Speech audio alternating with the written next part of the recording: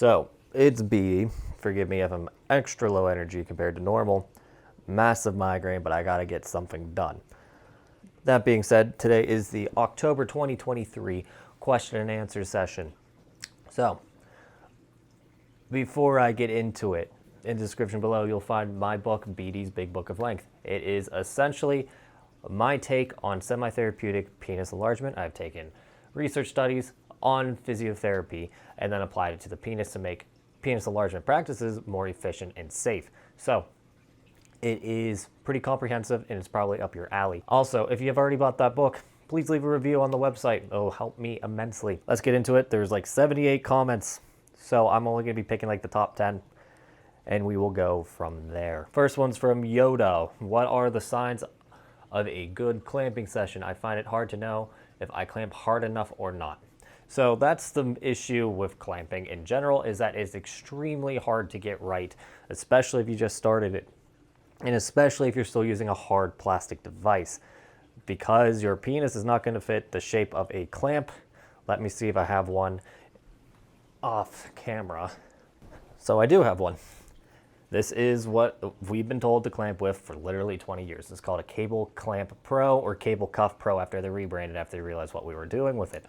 Essentially, you take your penis, clamp it tight as possible. Now, I don't know about you, but your penis might be this shape, but to get a stent at this shape, you need to make this part smaller. The problem is it makes more of like an oval shape when it's fully closed.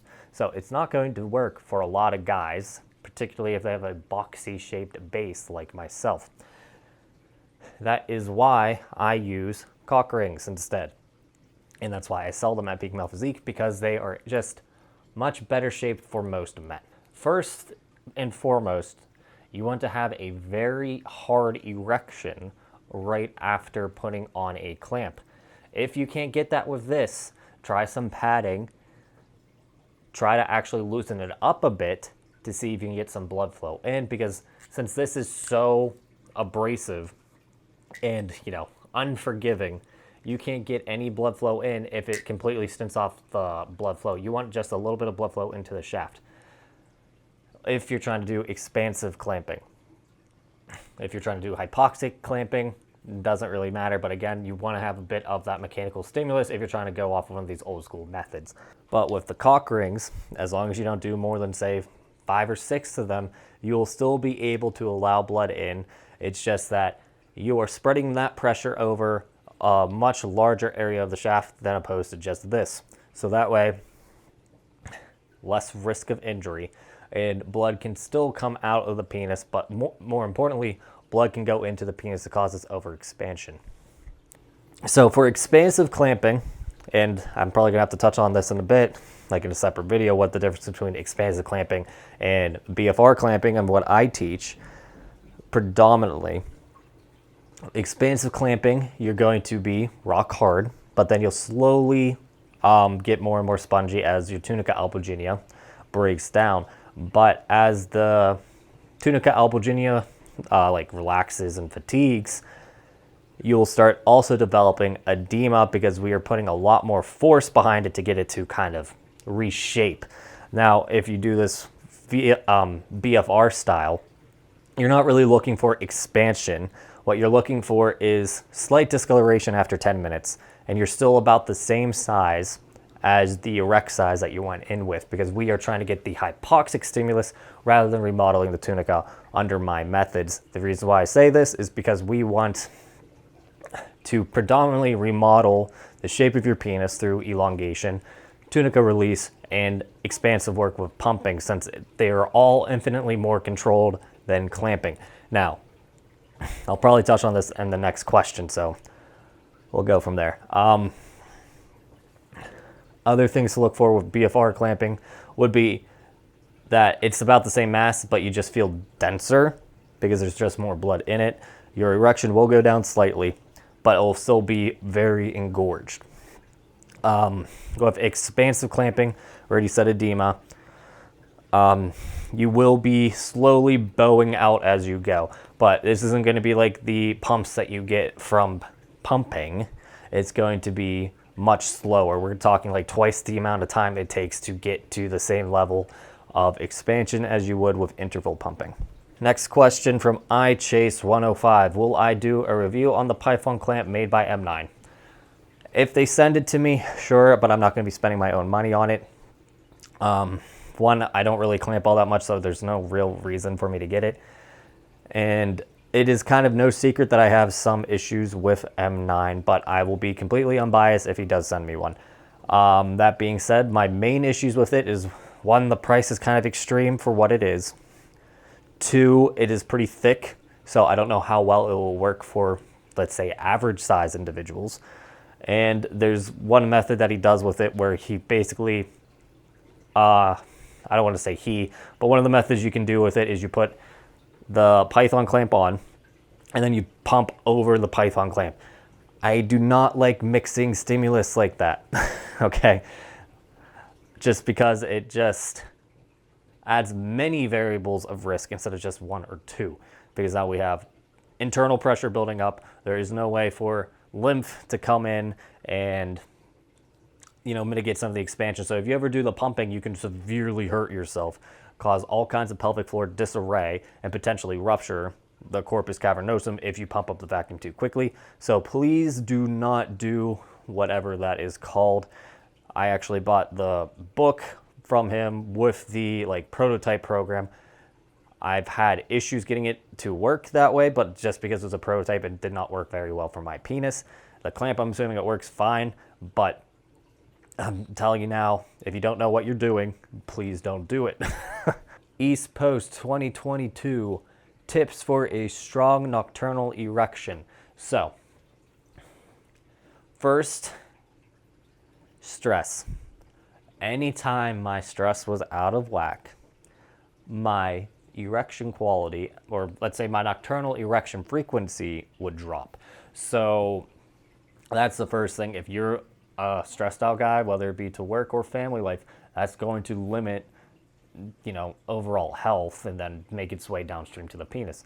Then check out your hormones, particularly to make sure your testosterone is up where it needs to be, because that's going to be a decent indicator of everything else with male sexual function. If you have low testosterone, you're going to have a relatively hard time having nocturnal erections. Third, masturbation habits. If you masturbate before bed, that's why you're not getting any morning wood. Your masturbation habits are not going to really impact your overall health, but if you're trying to get, you know, morning wood, don't masturbate so close to bedtime. Sex, I've just noticed it doesn't really impact morning wood as much as masturbation. Not sure why. Might have a different kind of hormone response.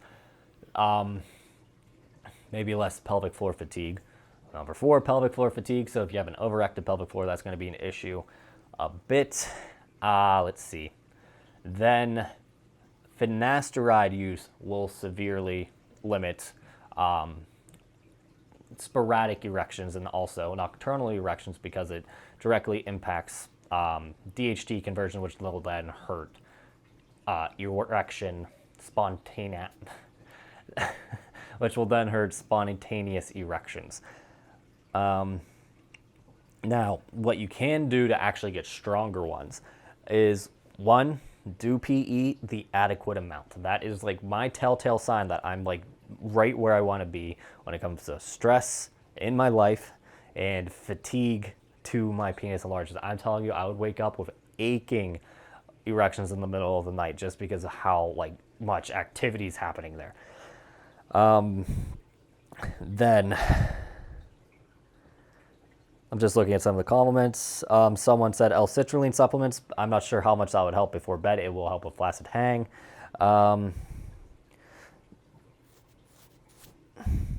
Cialis. So while Cialis will help with erections, I'm not sure that's really going to help with sporadic erections. It will make it easier. I just don't think it would necessarily be worth it. So to me, if you're not getting nocturnal erections before PE, it's going to be your testosterone, your overall health, also your sleep habits, but that's really going to be the big three. With PE, if you lose nocturnal erections, you're overdoing it. Amazing ad 6211. Can I gain girth by only interval pumping? He says 5 days a week, 8% expansion with every session for 10 minutes total. Repeat 3 times. 7, 8, 9 Hg. Okay. So, inches of mercury. Sorry, Hank. So, that just seems like... Okay, so you are getting the metric, the 8% expansion, but the problem is it's taking you, what, 30 minutes to do it? Which is about how long it takes me to get to that amount of expansion.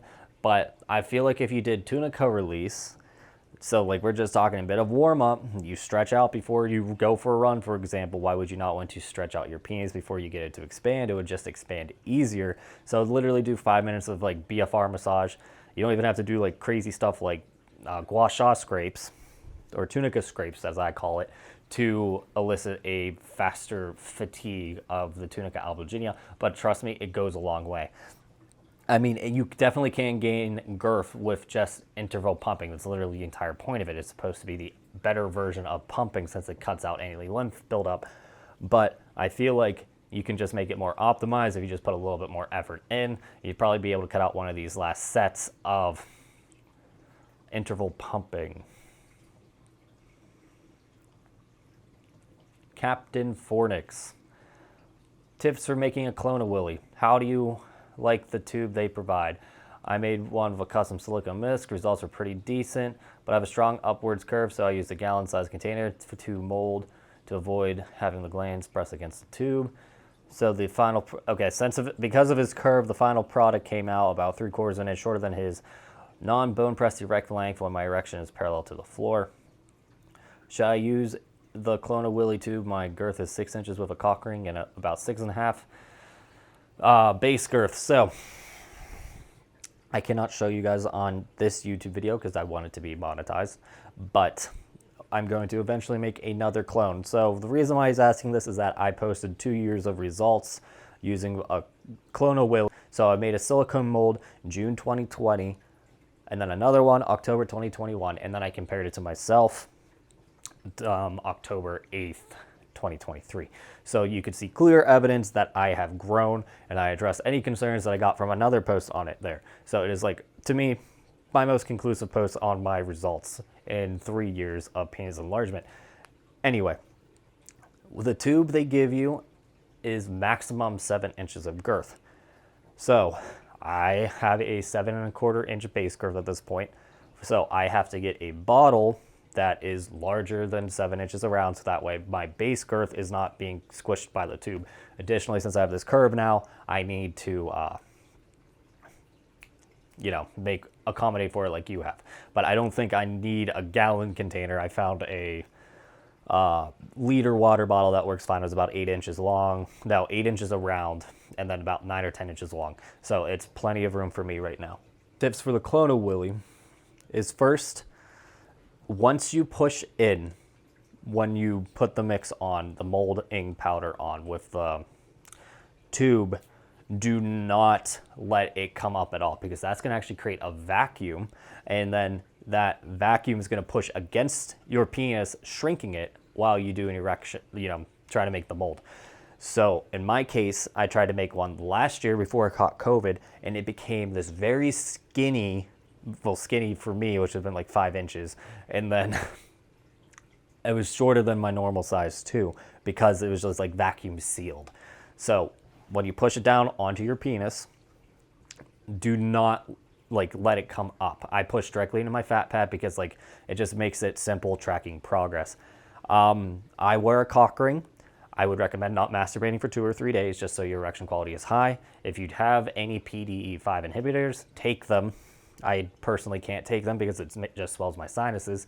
You can manipulate the water temperature to make it set faster. I think if you do 98 degrees, it would, no, if you do colder water temperatures, it'll set faster. So if you do 94 degrees instead of 96 degrees, it'll set faster, and vice versa. So if you do 98 degrees, you're gonna have to double check this on the movie cosmetics forums and stuff like that. But 98 degrees will give you a little bit more working time, but you have to stay erect longer, so that's the catch. So I would say do the recommended 96 degrees Fahrenheit. If you're a thicker individual, and particularly longer individual, buy extra molding mix. I always get 2. This time I'm probably going to get 3 just in case. Yeah, and for right now, just so you guys know, I am like 8¼ inch bone pressed, excluding the curve, and then 6¼ mid shaft, 7¼ base. So that's just a lot of volume. If you're anywhere remotely near that, just get 3 to be safe. From 6.5 to 5.5, so 6.5 inches long to 5.5 inches girth, get 2. And then if you're below that, the amount that they give you is going to be fine.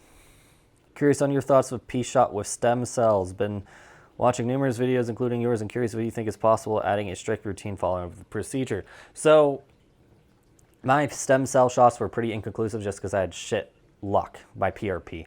Because one, I had that issue where I got a slight infection or allergic reaction to the lidocaine injection, which then left like a lesion on my skin. Could not pump, therefore any gains from it did not happen. And then immediately after I got the 3rd injection, I caught COVID, and just was a wash there. So my results have been inconclusive, but I can tell you it definitely made me denser the first time around. Definitely increased sensitivity first time around. So with that being said, I can almost say for a fact PRP does work. However, your response will depend on your own body and how much they yield and if they activate PRP.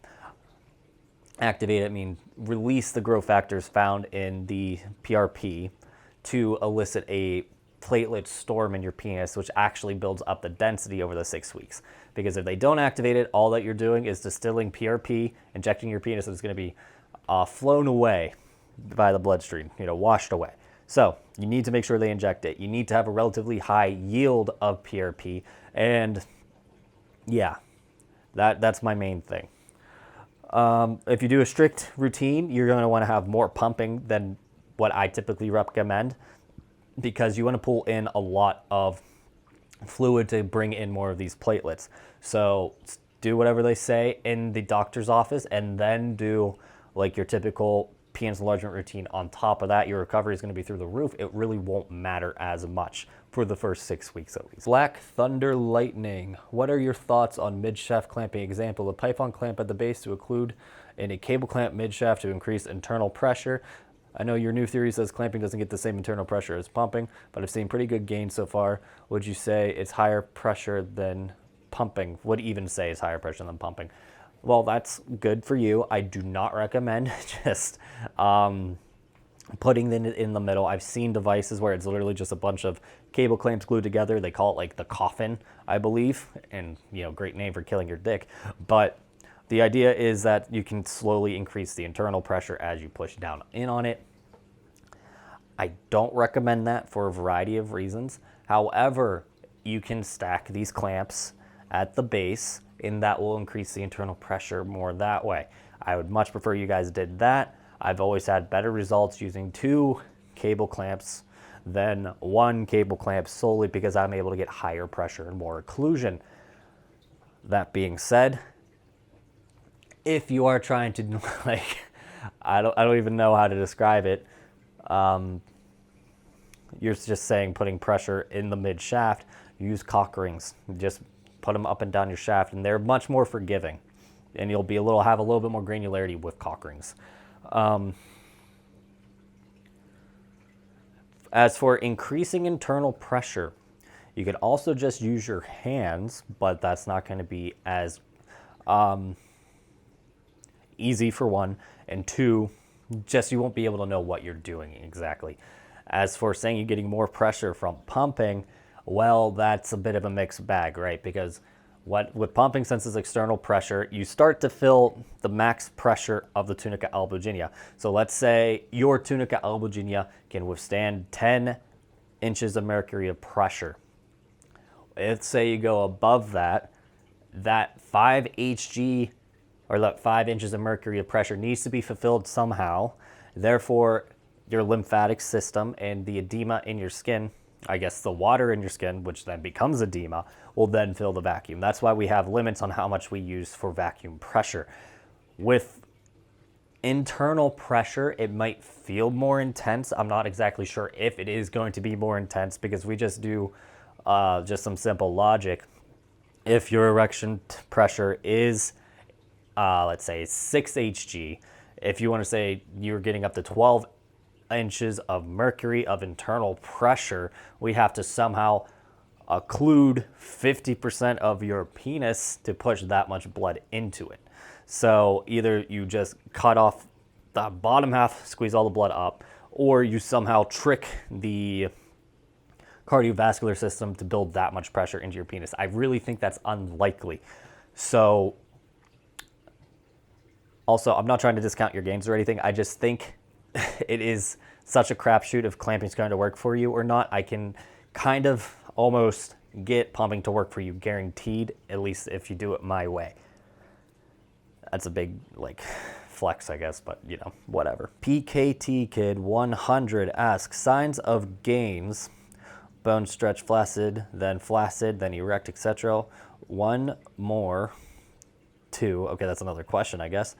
How does one explain the increase in density is that from an increase in blood holding tissue?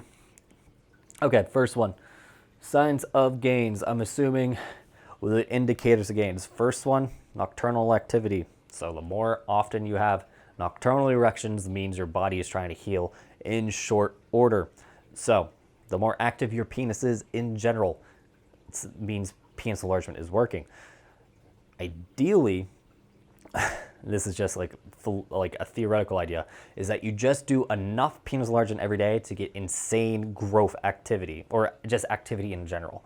And then that way you will know that you're not overworking, but you're getting a whole slew of the growth factors flooding your penis without overly fatiguing it. That kind of lines up with what I've been saying with the 4 to 6% strain, about 2% fatigue each session. Let's see. Bone press stretch flaccid should be constantly increasing for about 2 weeks, and then about week 3 you'll see a significant drop off, and then week 4 you should probably just see it stagnate, and then you take a week off. That's what I've seen. That's what my colleague Perv has seen when we've been tracking this constantly. If you're flaccid, is going to range depending on your own personal stress, but for me it is usually continually floppy until I'm overly stressed out, like physically, not necessarily just my penis. And then finally, erect gains can sometimes be hard to see on the ruler because, one, we need to be able to elicit that much of an arousal response to get your penis as big as it can be. And if we're already masturbating in front of a camera, for example, is not the most arousing stimulus. So it's going to be very hard to see you at peak level. So something my business partner, Hink, recommended is that we start treating it like they treat penis enlargement studies in rats, and just pump up and I think hold it for I think he said, Hink, I'm sorry, 5 to 7 Hg for 5 minutes. And that's what you want to really be tracking, because then your penis is fully dilated without any additional expansion assumed. So that's something I'm going to play around with too. I already took some pictures just so I can, prove a point. And then how does one explain the increase in density? Is that from the increase in blood holding tissues? Yes. So I can only really speak about this in my personal experience, but 2 years ago, I kind of felt like a cork board, so it was dense enough, but it didn't feel heavy and thick. Fast forward today, with all this interval pumping and changes to my routines, it is just heavier. It just looks heavier. It feels bigger because of it. And then I've noticed that my wife feels a bit tighter because of that. And that is just solely because the endothelial tissue is able to push out more and more, just simply because there's more endothelial tissue inside my penis to cause a firm erection. And therefore more blood is just going to feel heavier. So that's going to be another good sign of what my methods are doing for you. Autistic bi couple, do you find, this is about lifting, so you guys can skip ahead otherwise, but autistic bi couple, do you find you have to consume a caloric surplus to gain muscle? My body seems to want to put on muscle no matter what I do calorically, but I also have a hard time relaxing my muscles. I tend to add resistance to unrelaxed. He tends to constantly be tight and somewhat flexing, and he thinks that's the reason. Do you have any tips towards getting muscles to relax in general so I don't go muscle bound? Okay, so first one, no, you don't need to be in a caloric surplus to gain muscle. There is two stimuluses. You have your catabolic stimulus, which is your burning, your wasting stimulus, and then you have your anabolic stimulus, which is your muscle building.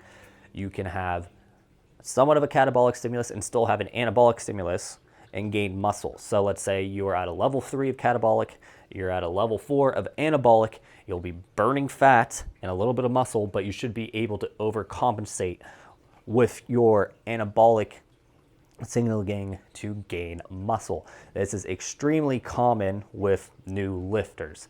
Personally, I think I have a very strong set weight. So my body does not like to go below 220 pounds at this point. So I've always ping-ponged between like 218 and 222. Right now I'm closer to 222. But when I do diet, it never goes below 218. And since I change my workouts around so that way it's more fresh on my muscles and a little more mentally engaging, I get better stimulus from there.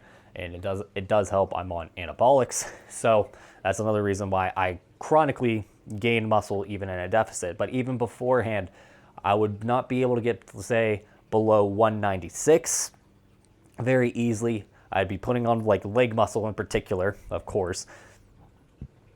If you've seen some of my logs, you guys know I have like ridiculously big legs for not really training them that much because I'm doing a lot of cardio, and that's why I'm like building up the slow twitch muscles in my legs. As for muscle relaxing, I've noticed recently that my biceps are just tight. So that's from constantly training them. And like, since I'm always packing stuff now, I'm always doing like micro flex of my biceps. Literally what I'll do is I'll just massage them out like right at the gym, right before I do like a bicep session. And that way I can get a very good pump that way without like limiting my range of motion. So best bet, stretches and potentially getting a massage once every 3 months or so to get used to it. Yeah, massages help. They are a bit expensive though. I only get one a year on a vacation normally, so. Okay, this is a mixed question actually. So let's first say Googleicious ask, do you see no value in hard clamping anymore? I understand your take on a soft clamping, but it seems to be an inducing controlled pre-prism like state through hard clamping could still theoretically be valid for gain still. And then Black Thunder Lightning, in your research, completely committing to girth lately, do you still believe clamping to be inferior? So first, Black Thunder Lightning, yes, it is inferior to pumping. However, at least in the terms of expansion, however, some of you guys won't be or have easy access to pumps. Say you live in India. I know they have some weird sex laws, so you won't be able to get penis pumps very easily in India. So to, cater to that market, I'm going to have routines just for clamping. Then back to Googleicious. Do I not see any value in hard clamping anymore? I think hard clamping is so hard to get right for many that we just need to use cock rings instead because they just fit your penis better. That being said, you can still get expansion with it. Just because I preach hypoxic benefits from soft clamping doesn't mean it's the only way to use them. So if we're going to try to do expansive clamping, we're going to mimic M9 a bit, and that's going to be like 5 minutes on, 3 to 5 minutes off, repeat for upwards of an hour to get this maximum stimulus that you can from the expansion. Now, I doubt you're going to be able to get like the 4% strain. Well, actually, maybe you could. That'd be about 1/4 of an inch for most guys. So yeah, it's quite possible that you could actually get in the expansion range, the strain rate that you need with expansive clamping techniques. So the 5 on, 5 off method, they'll just call it that for now. But in my opinion, I just think you can do it much faster with pumping, and it's much safer with pumping, much easier with pumping, since you're not constantly taking something on and off. But in paper, or on paper, any kind of internal pressure will build up blood vessels and will cause fatigue to the tunica albuginea. Doesn't really matter how you do it. I just strongly believe pumping is 2 to 3 times better than clamping time per time. Okay, stealth mode, rock. Does training time equal more gains? What are some of the best length and girth routines available for short and long all-day sessions? Well, some of the best routines available are in my book, BD's Big Book of Length. Check it out in the description below. But they're also on the Reddit. Just got to dig for it. I do make this pretty fucking easy, guys. You just got to, like, search, okay? No, training does not equal... More training does not equal more gains. If anything, it actually creates less gains because you are overworking the tissues. Since we need to heal, if we're constantly breaking down the tissues, we're just constantly breaking down the penis to the point where it's actually going to start having chronic injury symptoms. We want to avoid that. We want it to be chronically healthy. So, you got to find the sweet spot. Most of the time, it's going to be for high tension, under 50 minutes, high tension like length work. For low tension, that's going to be anywhere from 2 to 4 hours, and I go into that more in detail on my posts on length and then in my book. Okay, Nicholas Shane, on this entire PE journey, how much have you gained, and what were my starting stats? So, I started PE at like 16 or 17. I think it was 16. Almost positive it was 16. At like 6 inches long, bone press, and we'll just say 5 inches average girth. So because my base is a little bit thicker than my mid shaft.